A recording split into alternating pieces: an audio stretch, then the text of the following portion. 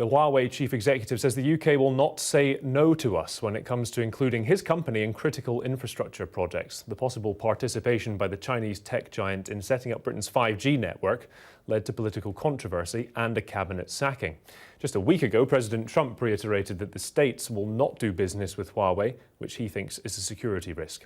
But the company's boss, Ren Zhengfei, is seemingly not expecting similar treatment from Britain. In an exclusive interview with our China correspondent Tom Cheshire, he praised the new Prime Minister Boris Johnson, calling him a very capable person.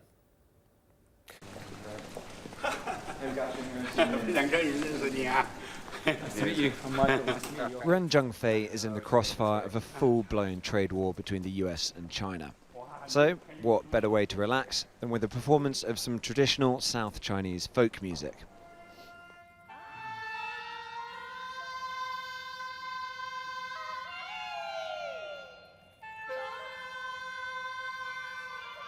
The Huawei founder and chief executive spoke exclusively to Sky News.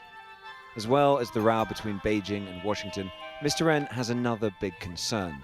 Because he had a very tough life, so... Whether the new UK government would take the long-delayed decision to allow Huawei into its critical networks for 5G, the next generation of mobile internet. We've got a new Prime Minister in the UK. What's your view of Boris Johnson as a Prime Minister?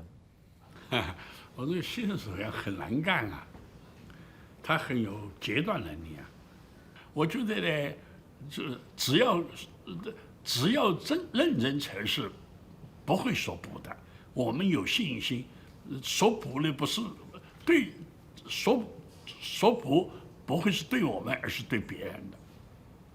The reason the UK might say no, though, is because of fears Huawei equipment could be used by the Chinese Communist Party for espionage. How do you describe Huawei's relationship with the Chinese Communist Party? 第一点呢，我们必须遵守中国的这个法令对管制；第二个要给中国政府交税，对不对？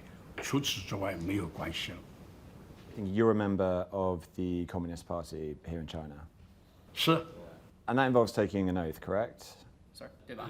So some of that oath says you promised to be loyal to the party, work enthusiastically, fight for communism all my life, be ready at all times to sacrifice everything for the party and the people, and never betray the party. Do you still abide by that oath? 那当然，因为共产党的宣言就是要为全人类服务，还不光是为中国人民，为全人类服务。所以我们现在履行就是为全人类服务。 Since this crisis began, the conflict between the US and Huawei, what conversations have you had with the Chinese leadership?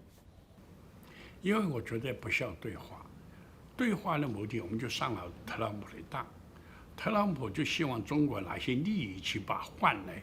How true, man. Does it taste good? It tastes good. Okay.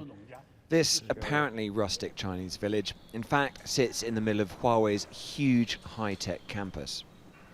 And despite the damage of US lobbying against Huawei, Mr. Ren insists business is still good.